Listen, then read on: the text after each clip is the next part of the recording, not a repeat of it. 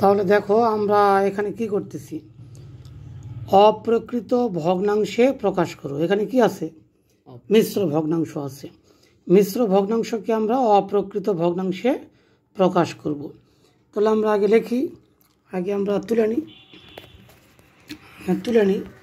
তাহলে আসা হচ্ছে একের 1 নম্বর এসে 2/3 ভাগের 2 ভাগ। তাহলে অপ্রকৃত ভগ্নাংশে প্রকাশ করতে হলে এই হর দিয়ে পূর্ণ সংখ্যাকে গুণ করতে হবে, গুণ করে এর লবের সাথে যোগ করতে হবে। অর্থাৎ সহজ কথা হচ্ছে যে বামে আমরা এই পূর্ণ সংখ্যাকে গুণ করে তার সাথে 2 আমরা যোগ করব। তাহলে আমরা দেখাই, এই হর যা আছে তাই। তাহলে এইটা দিয়ে এটাকে কি করব গুণ করব। 3 গুণ 2 আর তার সাথে লব যোগ করব। এখন সমান সমান নিচে হর যা আছে তাই।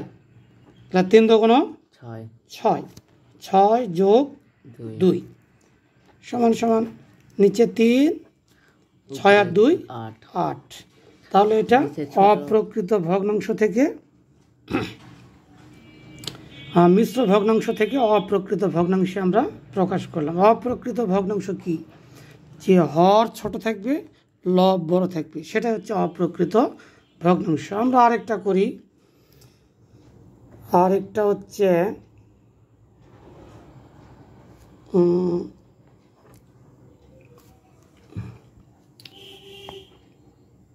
3/9/1।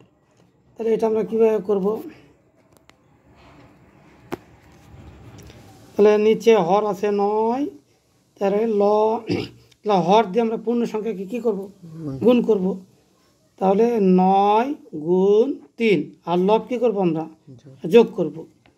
এবং হর যা আছে তাই, হর 3 নং 27 যোগ 1 সমান সমান 27 আর 1 28, নিচে হর 9। তাহলে আমরা মিশ্র ভগ্নাংশকে কি করলাম, অপ্রকৃত ভগ্নাংশে প্রকাশ করলাম। বুঝতে পারছো? Good, very good.